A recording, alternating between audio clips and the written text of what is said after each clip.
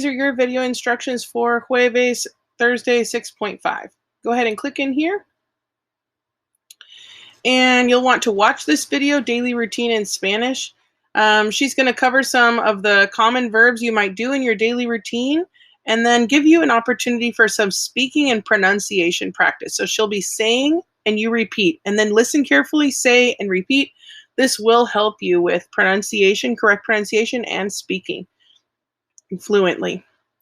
When you're done with that, go ahead and click on Now Work on through this practice. When you open that, it will look like this. And then you can go ahead and what you do is look at the verb. So this verb is ducharse.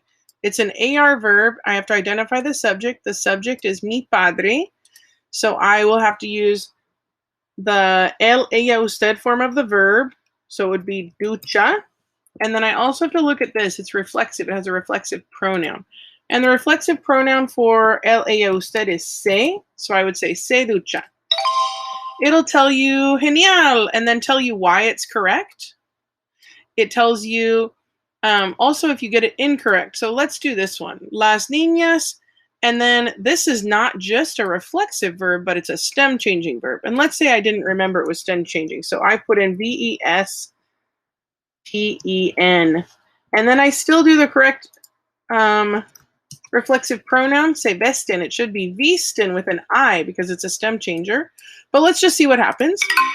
It'll say caramba and then tell you what the correct form is. So you can see that ellas was the subject for las niñas, se is the reflexive pronoun, and visten, and you can see your mistake and see that up here as well. So work your way through. When you feel confident, you say, you know, I'm ready. I could do my assignment now. Then go ahead and open the formative by clicking here. When you open it, it will look like this. You are going to be looking over here for 1 through 5, you're identifying in English, where is the reflexive pronoun? Who is the subject? Where is the verb? So I'll ask you, the reflexive pronoun is, and you identify it. In this case, number 1 was done for us, so it's myself. And all the reflexive pronouns are listed in the box above numbers 1 through 5 in English. If I ask for the verb, for example, in number 1, the verb is drag. That's the action. If I ask for the subject, in number 1, the subject is I. So you're doing that for numbers 2 through 5 on your own. Number 1 is done for you, but you should type in this answer. You're identifying the subject, the verb, or the reflexive pronoun. Then for that's 2 through 4. For number 5, you are reading the sentence one at a time. So babies cannot feed themselves. Decide what is the subject, what is the verb, and what is the reflexive pronoun. And then find those on the list and put them in the correct category. So for example, babies. Babies is the subject of this sentence. They're the ones who are carrying out the action. So I'll move that down to the subject box. And then the next word is cannot feed. Feed is the action that they cannot do.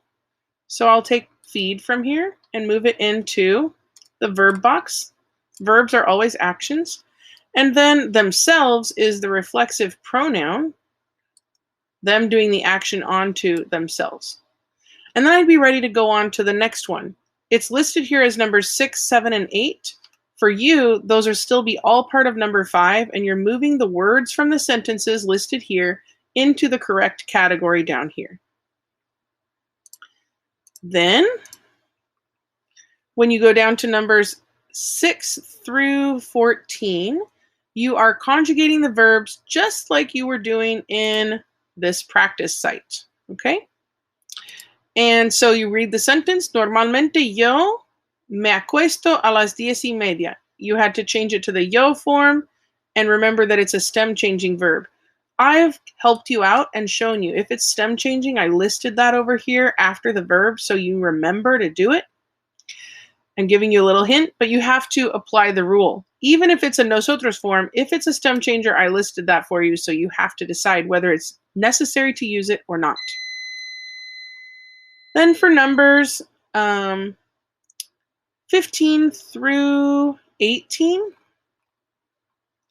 you are reading, and this time there's a verb that comes before the one you're conjugating. And remember, in that case, they keep their AR, ER, IR ending, and you only change the reflexive pronoun to match the subject. The word nadie means nobody, no one. Also for, which one is it? There's one, number 10, this starts out with leo, and leo is from the verb leer. It is not the name Leo on number 10. Lots of you get stuck there, so I'm just letting you know. So for number 15, I would recognize nadie, nobody. It's a singular form, so I would have to change afeitarse. And actually, guess what?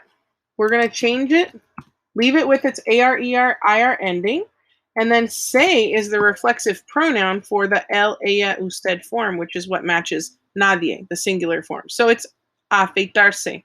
16 is part of the same sentence, so it will also do that.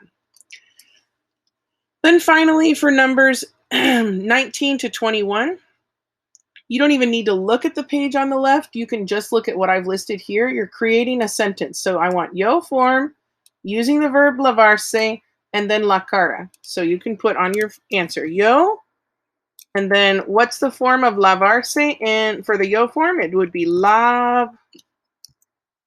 What's the yo form? They end with O's. So lavo. And then la cara, but I can't forget the reflexive pronoun is here, and it has to go in front of this verb. So I would say, yo me lavo la cara. And you need a period at the end of your sentence.